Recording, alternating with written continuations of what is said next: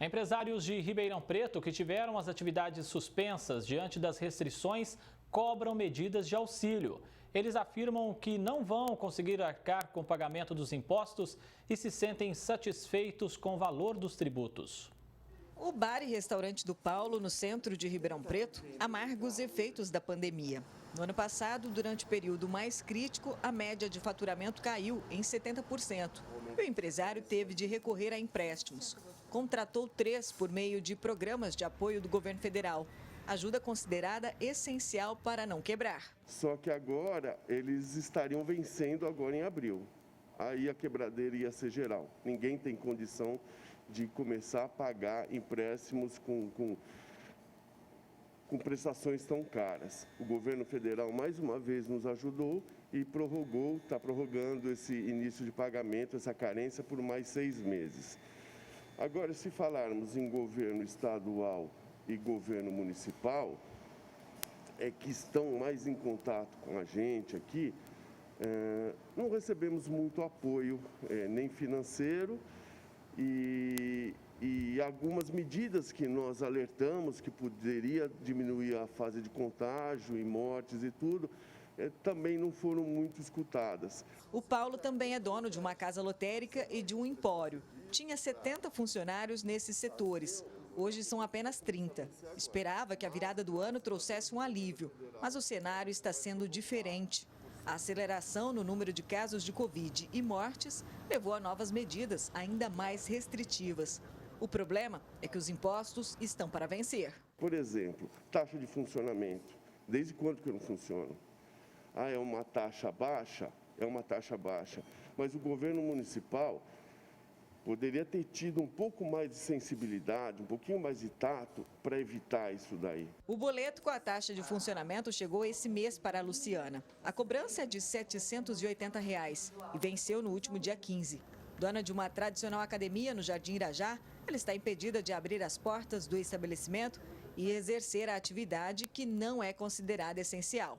Ela conta que a crise com a pandemia foi forte no ano passado e agora pode ser ainda maior. Além de enfrentar a nova onda da doença, terá que lidar com as dívidas que fez. É uma conta que pesa, né, quase R$ 1.000, porque ela não vem sozinha, vem com outros impostos também. E não temos mais o auxílio, como você disse, do governo. Então, folha de pagamento, a gente também tem muita gente aqui que depende da gente, sabe, famílias, né? Então, é um momento delicado que a gente estava muito feliz com a retomada, na verdade. Essa virada de fevereiro para março, a gente estava vendo que mesmo com a piora nos casos e tudo, as pessoas estavam confiando. Essa taxa de licença de funcionamento, como o próprio nome diz, é um tributo para que o município verifique se os estabelecimentos estão devidamente regularizados. O imposto é cobrado uma vez por ano de todas as empresas da cidade em uma parcela única. O não pagamento pode implicar em fiscalizações e multas. A gente quer, de fato, ajudar, né, essas pessoas também que estão sofrendo com esse vírus, que a gente sabe que não é uma coisa fácil. Eu, graças a Deus, não tive ninguém na minha família nesse momento assim, que tenha se agravado, mas eu sei que tem pessoas que estão passando por isso. Então, se essa taxa estivesse indo integralmente para a saúde, aí acho que a gente teria uma outra postura, mas realmente a gente não sabe para onde que ela está, né?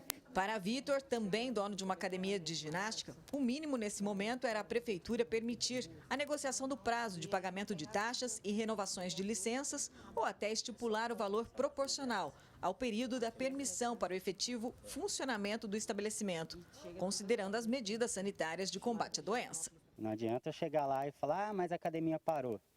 Eles não querem nem saber, vão te cobrar e pronto. Entendeu? A luz, se eu não pagar, vai cortar. O salão, se eu não pagar, vai pedir. Entendeu? Então, ninguém faz nada, né? A gente fica sem trabalhar e pagando todos os impostos e todas as contas. A academia ela é essencial para uma questão de saúde. As pessoas veem como um físico. Ah, não, a pessoa quer ir lá para ficar bonitinho. Não, não é isso. As pessoas têm que ir na academia para se cuidar. E isso é essencial para a gente. Ximene Osório para o Jornal da Clube. A Prefeitura não se manifestou até o fechamento desta edição.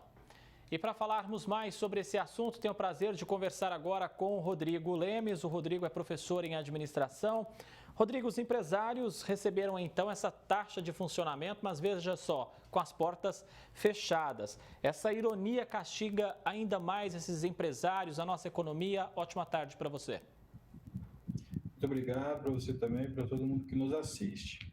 Você usou o verbo correto, é um castigo, né? Um castigo por você ter sido um representante do único setor que seguiu as regras. O comércio, algumas indústrias foram as primeiras a aderir, antes mesmo de obrigatoriedades de decretos, foram os primeiros a aderir a protocolos sanitários, se todo mundo bem se lembra. E nós não tivemos aumentos de casos de contaminação por causa do comércio. A gente insiste nisso há um ano. E aí você simplesmente ignorar a situação dessas empresas, né? Deixar tudo nas costas dos pequenos e dos médios. Eu não estou falando isso por populismo, estou falando isso porque eles são 90% da força de emprego do país. Eu preciso ter um olhar diferente, eu preciso ter um olhar... Esse cara, ele é parceiro meu, ele é quase como se fosse um médico, ele é um médico da economia nesse momento. Eu preciso dele, né? Eu, cidadão, eu vou contar com os serviços dele. Me estranha muito, particularmente, a falta de apoio das entidades. Em outros momentos, eles aparentemente apoiaram um pouco mais. Eu não estou falando desse último lockdown verdadeiro. Eu estou falando da história como um todo, né? E aí, simplesmente vir e fazer a cobrança dessa taxa, né? Aliás, no Brasil é taxa, imposto, tributo. Não tem como, não tem como. Neste momento não tem como. Eu acredito que vai cair. Eu acredito que vai cair. Rodrigo, nesse momento de extremas restrições, o cidadão, principalmente aquele que paga os seus impostos, precisa enxergar como está custando caro a máquina pública. Olha, um ótimo ponto, viu? Eu tenho acompanhado, conversado com algumas pessoas e tem uma parte do funcionalismo público, principalmente aqueles mais do topo, especialmente alguns representantes de judiciário, estou falando de promotorias, juízes. Sei que é até um pouco arriscado falar sobre isso, mas esse pessoal não tem problema nenhum com a pandemia, né? Nós temos visto salários exorbitantes, salários que nem CEOs, presidentes de grandes companhias multinacionais recebem, uma quantidade de benefícios assustadora. Ninguém está acostumado com isso, a não ser essa pequena casta. Eu estou dando um exemplo, mas isso se reflete no nível federal, estadual, municipal.